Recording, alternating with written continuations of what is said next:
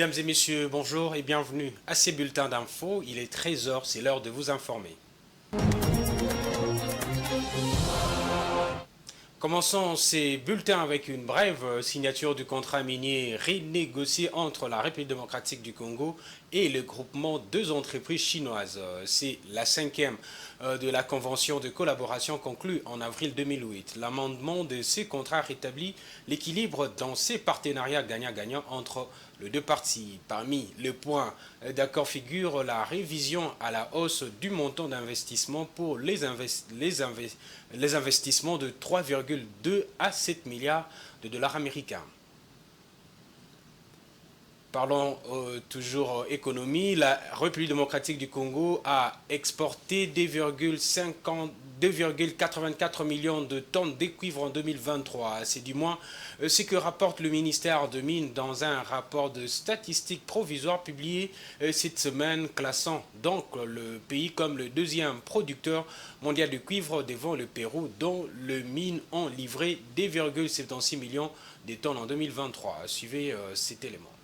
Si selon Wood Mackenzie, la production des cuivres en République démocratique du Congo devrait dépasser celle du Pérou d'ici 2026-2027, faisant du pays d'Afrique centrale le deuxième producteur mondial du métal rouge. Si ces changements de statut doivent encore être confirmés avec des statistiques définitives, il s'inscrit dans une tendance à la hausse de la production congolaise des cuivres observée depuis quelques années. En 2022, le mine des cuivres en RDC avait ainsi livré 2,36 millions de tonnes, ce qui avait déjà permis au pays de dépasser la Chine pour devenir le troisième producteur mondial de cuivre. Avec cette performance, la RDC prend de l'avance sur une prévision du cabinet Wood Mackenzie qui estimait en mai 2023 que le pays d'Afrique centrale devrait dépasser le Pérou à l'horizon 2026-2027. Alors que le Pérou s'attend à une production de cuivre de 3 millions de tonnes en 2024, notons que la RDC devra poursuivre sur sa lancée de dernières années pour maintenir ses nouveaux statuts. Pour rappel, l'exploitation du cuivre en RDC est principalement assurée par une vingtaine de sociétés, parmi lesquelles les géants chinois Kmok sur le mine Tenke Fungurume et Kisanfu, les Canadiens Ivanhoe, Akamo Wakakula ou encore les Suisses Glencore.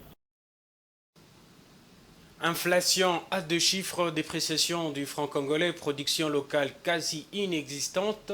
Le Congolais font face à de pires difficultés économiques et ici à quelques semaines de la mise en place du prochain gouvernement. Pour améliorer l'économie congolaise, la diversification de la production locale s'avère la solution ultime.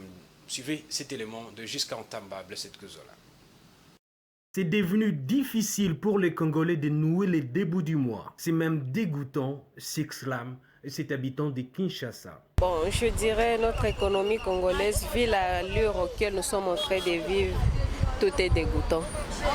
Tout est dégoûtant, fait, le taux continue à hausser du jour au jour et puis les prix sur les marchés continuent de changer du jour au jour. Je ne sais pas avec cette allure si nous allons finir où, parce que vraiment la vie est devenue très difficile sur le plan économique. L'amélioration de l'économie congolaise passe avant tout par la diversification de son outil de production au niveau local. La RDC doit donc produire localement et d'arrêter d'importer plus que ce qu'elle exporte.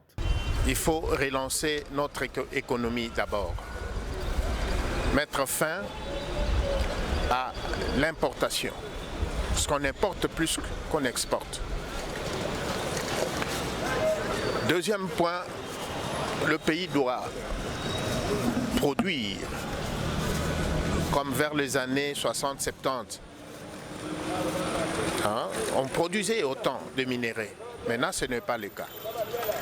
Parce que la production, c'est le reflet même de la santé économique d'un pays. Moi, je pense que nous devons d'abord commencer à augmenter la production intérieure, c'est-à-dire promouvoir l'entrepreneuriat, promouvoir la production locale, et cela permettra à notre système économique de moins dépendre de l'extérieur. C'est une solution. Pour les experts en économie, le redressement économique du géant d'Afrique subsaharienne sera l'une des grandes priorités du prochain gouvernement. Gouvernorat de Kinshasa, le ticket indépendant de Okasongo Egui Richard Malongo a été présenté officiellement hier jeudi 14 mars à Chobeuse à Kinshasa. Les duos en course à l'élection de gouverneur s'est dit prêt à répondre aux attentes de Kinois en mettant en place son expertise et ses énergies pour sécher le larme d'une ville qui pour lui pleure à cause de la négligence. Suivez ces propos recueillis par Edouard Funda et Giscard Ntaba. Je suis Déo Kasongo. Ma dimension politique est profonde, elle est toute une culture, toute une éducation, pour le bien-être de la communauté. Et naturellement, je suis membre de l'UDPS de père et de mère. J'ai aujourd'hui une idée, une ambition, un vœu et des solutions pour ma ville. Notre ville, Kinshasa. Kinshasa a besoin de nous. Alors l'idée, c'est de trouver les voies pour concorder nos efforts. D'autant plus que les autres qui se lèvent pour la ville ne sont pas différents écologiquement de moi, mais la plus-value que j'apporte, c'est l'expertise que j'ai. C'est la capacité de joindre aux problèmes de la ville des solutions distinguées. Et ces solutions, j'ai eu le temps, croyez-moi, j'ai eu le temps de les penser, de les évaluer, de les retourner, de les éprouver depuis longtemps. Mais surtout depuis 2019, quand j'ai porté ces ambitions pour la première fois. Les Quinois et moi vibrons dans la même détermination et ils ressentent ma conviction. Il existe aujourd'hui une possibilité pour la ville de Kinshasa de m'utiliser au maximum de ma mobilisation. Je suis aujourd'hui un homme mobilisé et le slogan « Je suis prêt » n'est pas inventé de toutes pièces. Une inspiration divine, certes, mais c'est une accumulation de convictions et de certitudes. Je sais que le cœur du chef de l'État saigne pour la ville. Je sais que c'est un Quinois. Il partage la douleur de tous les Quinois et je sais que personne dans cette ville ne peut dire qu'il est contre le fait que le peuple de Kinshasa aille de l'avant.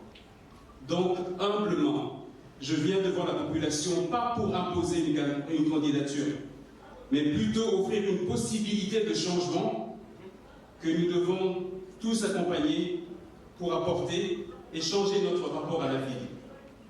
La ville nous parle, la ville saigne, la ville pleure de notre négligence. Et je viens avec ce médicament-là, cette humilité pour réparer les plaies que nous avons infligées à la ville.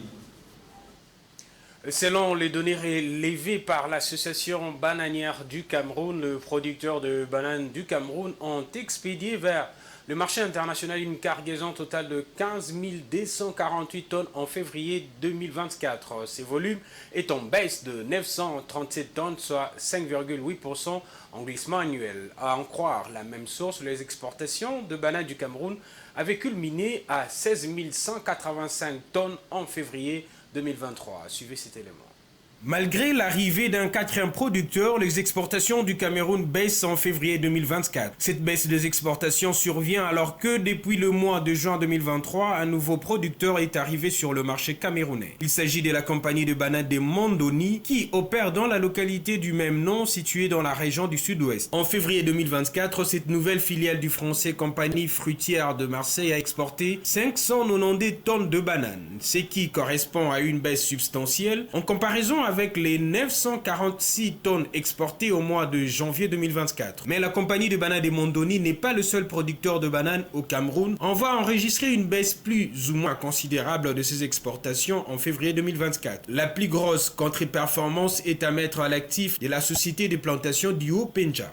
Selon les données de l'association bananière du Cameroun, les exportations de cette autre filiale de la compagnie fruitière de Marseille qui domine le marché de la banane au Cameroun ont chuté de 7,2% au mois de février 2024. L'association bananière du Cameroun n'explique pas le raison de cette baisse généralisée des exportations de bananes chez le producteur du Cameroun en février 2024. Même l'argument de la sécheresse peut être battu en brèche dans la mesure où la baisse enregistrée survient après une hausse de vente à l'international de 25% au mois de janvier 2024 par rapport à la même période en 2023. Principalement vendue dans le pays de l'Union européenne, la banane fait partie du top 10 des exportations non pétrolières du Cameroun. Voilà, c'est par cette information sur l'exportation des bananes du Cameroun que nous mettons un terme à ces bulletins d'infos. Mesdames et messieurs, merci pour votre aimable attention. Restez branchés sur le programme de Geopolis TV. Vous suivrez la grande édition à 19h30 avec Rachel Missinga.